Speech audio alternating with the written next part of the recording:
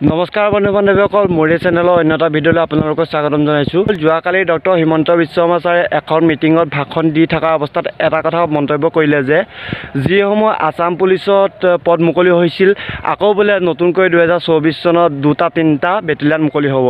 নিশ্চয় বন্ধু বান্ধৱীসকল, আছাম পুলিচৰ বাবে যিটো ভাল খবৰ আহিছে সেইটো ডক্টৰ হিমন্ত বিশ্ব শৰ্মা ছাৰে কৈ দিলে যে 2-3টাকৈ নতুনকৈ বেটেলিয়ান মুকলি হ'ব।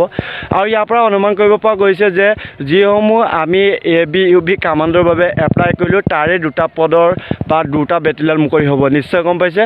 আৰু এটা কথা কৈছে যে যদি 3টা বেটেলিয়ান মুকলি হয় ন, তেতিয়াহ'লে আছাম পুলিচৰ ফৰেষ্ট ডিপাৰ্টমেণ্টত পদ মুকলি হ'ব পাৰে, নতুবা হোমগাৰ্ডত যিসমূহ পদ মুকলি হোৱা কথা আছিল সেই পদসমূহ মুকলি হ'ব পাৰে যদি 3টা বেটেলিয়ান মুকলি কৰে। নিশ্চয় গম পাইছে বন্ধু বান্ধৱীসকল, এইটো আমাৰ বাবে এটা ভাল খবৰ। যদিহে আমাৰ বাবে সেইসমূহ 2-3টা বেটেলিয়ান মুকলি কৰি দিম বুলি কৈছে, তেতিয়াহ'লে সেইটো যদি ফলপ্ৰসূ হয় তেতিয়াহ'লে আমাৰ বাবে বহুতে ভাল খবৰ। ইয়াৰ বাবে আমি যিমান পাৰোঁ প্ৰেক্টিছ কৰিব লাগিব।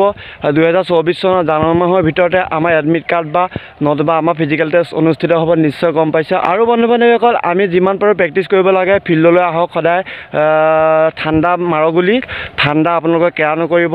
যিমান পাৰে আমি প্ৰেক্টিছ কৰোঁ, ফিজিকেল টেষ্টত নাম্বাৰ গোটাবলৈ চেষ্টা কৰোঁ। কালি ডক্টৰ হিমন্ত বিশ্ব শৰ্মা ছাৰে মিটিঙত যিটো ভাষণ দিলে, যদিহে 3টাকৈ বেটেলিয়ান মুকলি হয় তেতিয়াহ'লে আমাৰ বাবে বহুতেই ভাল খবৰ।